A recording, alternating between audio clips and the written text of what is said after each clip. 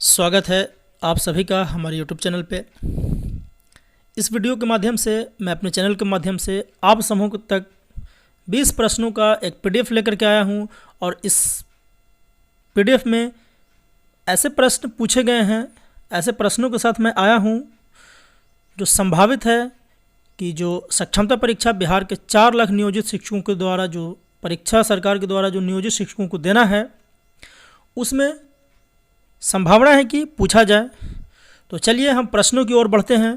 प्रश्नों की ओर बढ़ने से पहले एक छोटा सा रिक्वेस्ट है कि आप हमारे चैनल पर अगर नए हैं तो हमारे चैनल को सब्सक्राइब कर लीजिए। आप हमारे सब्सक्राइबर हैं तो हमारे चैनल को और भी साथियों तक शेयर करते रहिए। तो चलिए आज हम शुरू करते हैं, अपने पहले प्रश्न की ओर बढ़ते हैं इस वीडियो के माध्यम से। कहता है, पहला प्रश्न जो है वो कहता है पाई एक है। पाई जो है वो एक है, क्या है?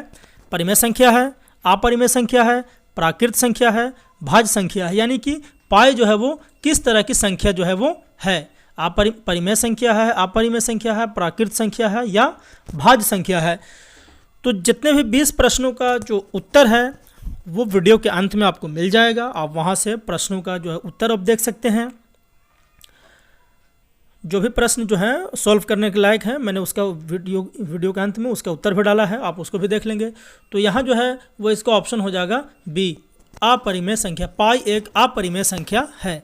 पाई जो है वो एक अपरिमेय संख्या है। ये लगता भले ही है कि पाई का मान 22/7 में होता है, लेकिन ये अपरिमेय संख्या सिर्फ देखने में लगता है वो 22/7 लिख दिया जाता है, लेकिन इसका जो मान होता है वो 3.14 में होता है, इसीलिए ये परिमेय संख्या नहीं है।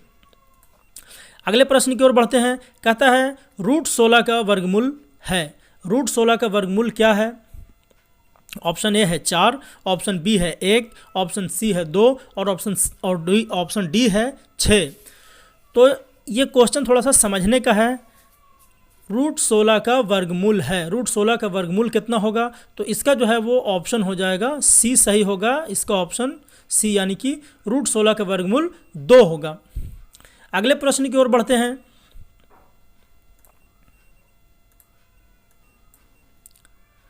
कहता है x के power a into B minus C, X के power b into C minus A into X के power c into A minus B. यानी कि इस तरह से जो क्वेश्चन है वो दिया हुआ है और इसका ऑप्शन है 2, 1, 0 और x। यानी कि ये घातांक और करने से प्रश्न जो है वो लिया गया।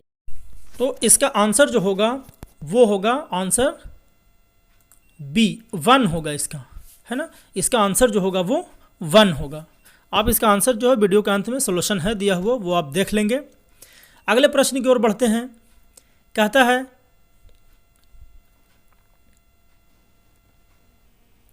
ए अनुपात बी बराबर 1/2/3, बी अनुपात सी बराबर 1/3/5/9 और सी अनुपात डी बराबर 5/6 और 3 अनुपात 4/3 हो, तो ए अनुपात बी अनुपात सी अनुपात डी क्या होगा? यानी कि इस तरह से प्रश्न दिया हो तो ए अनुपात बी अनुपात सी अनुपात डी जो है वो पूछता है कि क्या होगा। इसका ऑप्शन है 6:8:9:10, 4:6:8:10, 8:6:10:9 और ऑप्शन डी कहता है इनमें से कोई नहीं। तो इसका जो ऑप्शन है, इसका जो आंसर होगा वो होगा ऑप्शन सी। ऑप्शन सी होगा 8:6:10:9 को जो होगा सी जो है वो इसका सही आंसर होगा। ए अनुपात बी अनुपात सी अनुपात डी का आप इसका सॉल्यूशन वीडियो के अंत में देख लेंगे। अगले प्रश्न की ओर बढ़ते हैं। यहाँ कहता है 3/4 के पावर -6 इंटू 4/3 के पावर -8 और बराबर 3/4 का पावर n है। तो कहता है कि तो n का मान क्या होगा? इसमें जो है वो n का मान जो है वो क्या होगा? इसका भी सॉल्यूशन है। इसका हम सॉल्यूशन से पहले बात कर लेते हैं प्रश्न पे। तो ये भी जो है वो घातांक करने का प्रश्न है, घातांक का प्रश्न है। तो वीडियो के अंत में इसका सॉल्यूशन है। इसका जो आंसर होगा वो इनमें से कोई नहीं होगा। तो सॉरी, इसमें मिसप्रिंट है, यहाँ पे नन ऑफ द एबव हो जाएगा। इसमें नन ऑफ द एबव यानी इनमें से कोई नहीं। इसको आप देख लेंगे, इसका सॉल्यूशन है इनमें से कोई नहीं होगा। अगले प्रश्न की ओर बढ़ते हैं। कहता है 4 के पावर -1 प्लस 8 के पावर -1 भागा 1/3/2 के पावर -2 का सरलीकृत रूप क्या है। यानी कि इसका सिंप्लीफाई जो करेंगे तो इसका आंसर क्या आएगा। ऑप्शन है 1/2, 2/3, 1/6 और कोई नहीं, है ना, इस तरह के ऑप्शन है।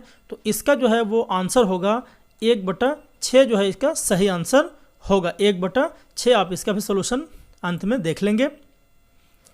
उसके बाद कहता है वर्ग की भुजा की लंबाई a है तो इसका विकर्ण क्या होगा। यानी कोई वर्ग है, उसके भुजाओं की लंबाई जो है वो a यूनिट है, तो उसकी जो विकर्ण की लंबाई जो है वो क्या होगा। तो इसमें ऑप्शन है 3a, 4a, √2a और a²। तो इसका जो आंसर होगा वो होगा √2a। आप इसका भी सोल्यूशन जो है वीडियो के अंत में देख लेंगे। अगले प्रश्न की ओर बढ़ते हैं। अगले प्रश्न की ओर बढ़ने से पहले एक छोटा सा रिक्वेस्ट है कि आप हमारे अगर चैनल पर नए हैं तो हमारे चैनल को सब्सक्राइब कर लीजिए। अगला प्रश्न कहता है नीचे दी गई तालिका से गलत संख्या ज्ञात कीजिए। यानी ये जो तालिका दिया गया है, यहाँ पे आप देख रहे होंगे ये तालिका जो दिया हुआ है, कहता है इनमें से गलत संख्या की पहचान कीजिए। तो इसमें जो गलत संख्या कौन है, 2 है, 4 है, 6 है, जो भी हो, इसमें से गलत संख्या की पहचान करना है। तो प्रश्न संख्या 8 का जो ऑप्शन होगा वो सी होगा, यानी जो 100 जो है वो गलत है। यानी कि 100 का जो स्थान है यहाँ पे 100 नहीं आएगा। क्यों नहीं आएगा, देखिए 2 को अगर हम 2 से गुना करते हैं तो कितना आता है, यहाँ 4 आता है। और फिर 2 को आधा कर देते हैं तो कितना आता है, 1 आता है। यानी कि 2 को 2 से गुना करके और इसके आधे को यहाँ पर जोड़ने से कितना आ रहा है, 5। यानी कि 2 दूना का 4 और 1 5, 6 दूना का 12 और 3 15, 18 दूना 36 और 9 45 और 54 दूना 108 और 27 यहाँ जोड़ने के बाद आता है 135, जबकि 100 है। अतः इसका आंसर जो होगा वो 100 होगा। तो चलिए फिर अगले प्रश्न की ओर बढ़ते हैं। इसका सोल्यूशन आपको वीडियो के अंत में मिल जाएगा। कहता है दिए गए संख्याओं का सही आरोही क्रम क्या होगा। -3, -10, -2 और -6 और 1 है। कहता है इसे हम सही से अगर आरोही क्रम में सजाएंगे तो इसका आरोही क्रम का जो क्रम होगा वो सही क्या होगा। -10, -2, 1, -6, -3, -3, -1, 2, -6, 10, -10, -6, -3, -2, 1। यानी कि इस तरह के ऑप्शन है और इनमें से कोई नहीं। तो इसका जो सही आरोही क्रम जो होगा वो होगा ऑप्शन सी हो जाएगा, इसका सही आरोही क्रम। इसका भी आप सॉल्यूशन देख लेंगे अंत में। कहता है अगले प्रश्न की ओर चलते हैं। कहता है प्रथम 7 पूर्ण संख्याओं का माध्य क्या होगा। प्रथम 7 पूर्ण संख्या यानी कि वैसी संख्या, गिनती की संख्या जिसमें 0 हो, यानी 0 से शुरू होने वाली संख्या को पूर्ण संख्या कहते हैं। तो हम यहाँ पे शुरू करेंगे 0 + 1 + 2 + 3 + 4 और +5 और +6। तो 6, 5, 11, 4, 15, 3, 18, 2, 20 और 1, 21 और यहाँ पे नीचे हो जाएगा 7, यानी कि 21/7 बराबर 3 जो होगा वो इसका आंसर हो जाएगा। अतः इसका ऑप्शन सी जो है वो सही आंसर हो जाएगा। इसका भी सॉल्यूशन है, आप देख लेंगे। उसके बाद हम अगले प्रश्न की ओर बढ़ते हैं। कहता है दिए गए आंकड़ों का माध्यक होगा। तो माध्यक के बारे में आप पढ़े होंगे कि यानी कि अगर आंकड़ा जो हो वो सम संख्या में हो तो उसके लिए एक अलग फार्मूला लगाया जाता है, और विषम संख्या में हो तो उसके लिए एक अलग फार्मूला लगाया जाता है। तो यहाँ पे देखते हैं 1, 2, 3, 4, 5, 6, 7 यानी कि विषम संख्या है। तो विषम संख्या के लिए फार्मूला लगाया जाता है n + 1/2वां चरमान, है ना। 2वां इसका जो इतना करने के बाद जो भी पद आवेगा उतना ही चरमान, लेकिन इसको निकालने से पहले इसे हम आरोही क्रम में सजा लेते हैं। तो इसका भी सॉल्यूशन है, आप इसको भी आप देख लेंगे वहाँ। तो इसका जो ऑप्शन सॉल्यूशन है, इसका जो आंसर होगा वो हो जाएगा ऑप्शन सी, यानी कि इसका आंसर जो होगा वो 5 हो जाएगा। आप इस पर भी ध्यान दे लेंगे, लास्ट में देख लेंगे। यानी कि दिए गए आंकड़ों का माध्यक जो है वो 5 है। अगले प्रश्न की ओर बढ़ते हैं। यहाँ पे आप देख रहे हैं ये एक लिंक दिया हुआ है। आप इस लिंक के माध्यम से भी हमारे चैनल पे आप जुड़ सकते हैं, सब्सक्राइब कर सकते हैं, हमारे वीडियो तक पहुँच सकते हैं। अगला प्रश्न कहता है दिए गए आंकड़ों का बहुलक क्या होगा। यानी कि बहुलक पहचानने का सबसे आसान तरीका है कि इन संख्याओं में जो संख्या सबसे अधिक बार लिखा हो वही संख्या जो है वो बहुलक होगा। अतः बहुलक जो होगा इसका वो होगा, देखिए 2 जो है वो 2 बार है, 3 जो है वो 1 बार है, 6 है वो 1 बार है, 9 भी 1 बार है, 5 जो है वो 1 बार है, लेकिन 8 जो है वो 3 बार है। अतः इसका आंसर जो होगा वो डी होगा, 8 जो है इसका सही आंसर होगा। यानी कि दिए गए आंकड़ों का बहुलक जो है वो 8 होगा। अगले प्रश्न की ओर बढ़ते हैं। कहता है दिए गए दशमलव संख्या को प्रतिशत में बदलिए। संख्या को प्रतिशत में बदलना है, यानी कि जो संख्या ये दिया हुआ 6.75 इसको जो है वो प्रतिशत में बदलना है। इसका ऑप्शन है 67.5%, 6.75%, 675% और 6750%। यानी कि 4 ऑप्शन दिए गए हैं, इसमें से सही ऑप्शन को चुनना है। तो इसका जो होगा वो सही ऑप्शन जो है वो हो जाएगा ऑप्शन सी, यानी कि ऑप्शन सी जो है वो 675% है। इसका भी सोल्यूशन आप देख लेंगे। उसके बाद कहता है त्रिभुज में, दिए गए त्रिभुज में अज्ञात भुजा की माप क्या होगी। यानी ये भुजा जो है वो 5 सेंटीमीटर है यहाँ, और ये जो है वो 12 सेंटीमीटर है। तो ये जो x है वो कितना होगा, यानी कि इसके बारे में पूछता है कि वो कितना होगा। तो कहता है यहाँ पे ये जो त्रिभुज है वो समकोण त्रिभुज है। तो यहाँ पे लगाना है कर्ण स्क्वायर बराबर लंब स्क्वायर प्लस आधार स्क्वायर, यानी कि 5 का स्क्वायर प्लस 12 के स्क्वायर, यानी 144 प्लस 25 बराबर 169 का रूट करेंगे। तो यहाँ पे ऑप्शन जो होगा वो सी आएगा, यानी कि 13 सेंटीमीटर जो है इसका आंसर हो जाएगा। अगले प्रश्न की ओर बढ़ते हैं। कहता है व्यंजकों के को जोड़ने पर योगफल क्या होगा। 2 व्यंजक दिया हुआ है, यहाँ पे आप देख रहे होंगे a square plus 2ab plus b square और a square minus 2ab plus b square. इन दोनों को जोड़ने पे क्या आंसर होगा वो देखना है। आंसर दिया हुआ है 2ab 2a square plus b square, c में है a प्लस बी का होल स्क्वायर और डी में है 1। इस तरह का व्यंजक दिया हुआ है तो इसको जोड़ना है। तो इसका जो ऑप्शन होगा वो होगा ऑप्शन बी जो है वो सही आंसर है। इसका भी सोल्यूशन वीडियो के अंत में है, आप देख लेंगे वहाँ से। अगले प्रश्न की ओर बढ़ते हैं। क्या सभी परिमेय संख्याएं भिन्न संख्याएं होती हैं। कहता है क्या सभी परिमेय संख्याएं भिन्न संख्याएं होती हैं। तो ऑप्शन दिया हुआ है, ऑप्शन ए हाँ, ऑप्शन नहीं, बी नहीं, कभी नहीं, कभी कभी। यानी कि इस तरह के 4 ऑप्शन हैं।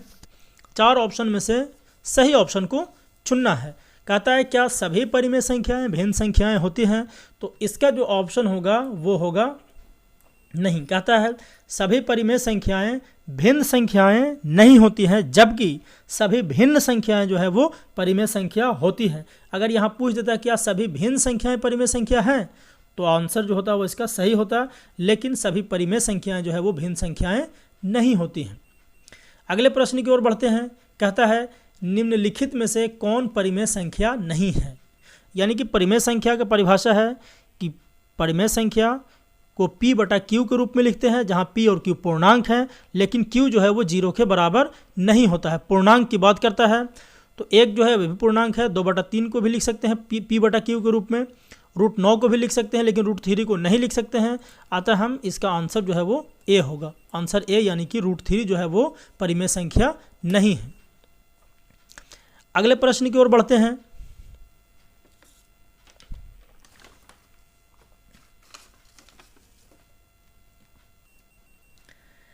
कहता है दिए गए कोणों में से कौन सा युग्म संपूरक है। पूरक और संपूरक, यानी कि वैसे 2 कोणों का योग जिसका योगफल 180 डिग्री हो, ये दोनों कोण एक दूसरे के समपूरक कहलाते हैं।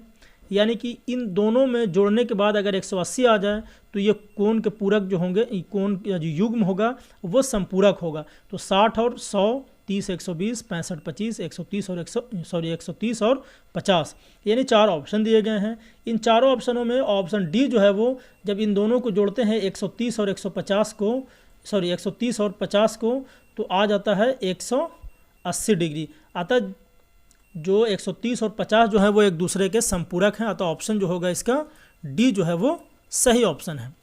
अगले प्रश्न की ओर बढ़ते हैं।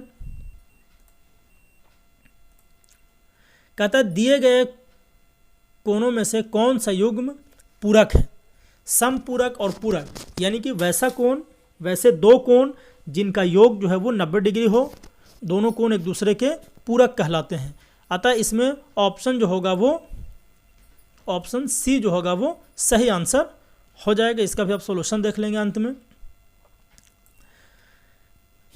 यानी कि इस तरह। उसके बाद अंतिम प्रश्न है, वो कहता है दिए गए चित्र में एल समानांतर एम हो तो कोण एक्स का मान ज्ञात कीजिए। कोण ये 55 डिग्री है और एक्स जो है वो दिया हुआ है, तो कहता है कि एक्स का मान जो है वो कितना डिग्री का होगा। ऑप्शन ए है 65 डिग्री, 55 डिग्री, 135 डिग्री और 90 डिग्री।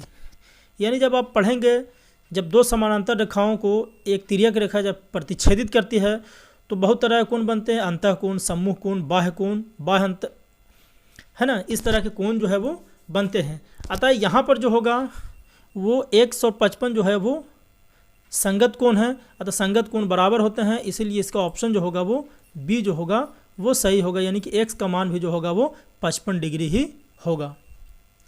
यानी कि ये 20 प्रश्नों का जो एक PDF था वो आपके समक्ष मैंने पेश किया। चलिए अंत में एक छोटा सा रिक्वेस्ट है, ये जो ब्लू कलर का जो लिंक दिख रहा है, आप इस लिंक के माध्यम से भी हमारे चैनल पर आप जुड़ सकते हैं। छोटा सा रिक्वेस्ट है कि आप हमारे चैनल को सब्सक्राइब कर लीजिए, बेल आइकन भी दबा दीजिए। इस तरह की और भी इन्फॉर्मेटिव वीडियो जो है वो आपको मिलते रहेंगे। तब तक दीजिए धन्यवाद, फिर मिलते हैं एक नए वीडियो के साथ।